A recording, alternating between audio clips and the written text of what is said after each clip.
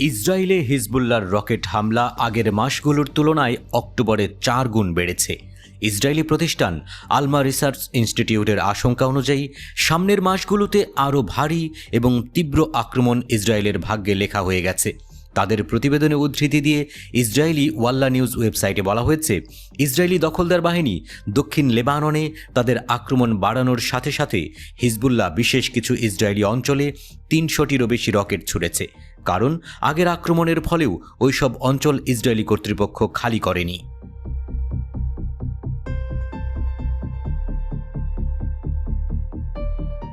আলমা institute অনুসারে লেবানজ ফিলিস্তিনি সীমান্ত জুড়ে পরিচালিত অপারেশনগুলোর মাত্র অর্ধেকের দায় স্বীকার করেছে হিজবুল্লাহ।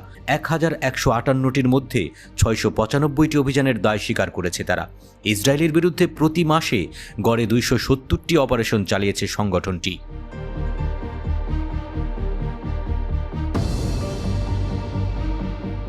প্রতিবেদনে দাবি করা হয়েছে যে লেবাননের সশস্ত্র সংগঠনটির অভিযানের ফলে উত্তর ইসরায়েলে মোট 54 জন ইসরায়েলি নিহত হয়েছে। তাদের মধ্যে 40 জন সেনা এবং 1 জন সেনা কর্মকর্তা, সেই সাথে 10 জন বসতি স্থাপনকারীও নিহত হয়েছে। 54% অভিযান লেবানজ ফিলিস্তিনি সীমান্তের কাছাকাছি এলাকাগুলোকে টার্গেট করে 5 কিলোমিটার পর্যন্ত দূরত্বের মধ্যে পরিচালিত হয়েছে। সেগুলোর 18.6% দক্ষিণ লেবাননে ইসরায়েলি বাহিনীর বিরুদ্ধে চালানো হয়েছিল। আক্রমণের রেঞ্জও বাড়িয়েছে প্রতিরোধ যোদ্ধারা। লেবাননের সীমান্ত থেকে ইসরায়েলের 5 কিলোমিটারেরও বেশি ভেতরে অনেক আক্রমণ চালানো হয়েছে।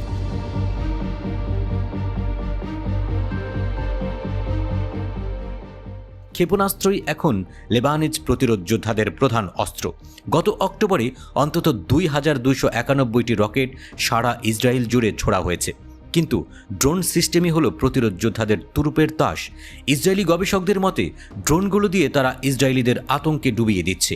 হাজার হাজার ইসরায়েলি বসতি স্থাপনকারী শুধুমাত্র একটি ড্রোনের ভয়ে আশ্রয়ের খোঁজে অস্থির হয়ে যায়। গবেষকদের অনুমান, প্রতিরোধ যোদ্ধারা এভাবে ইসরায়েলকে হয়রান করে দিচ্ছে।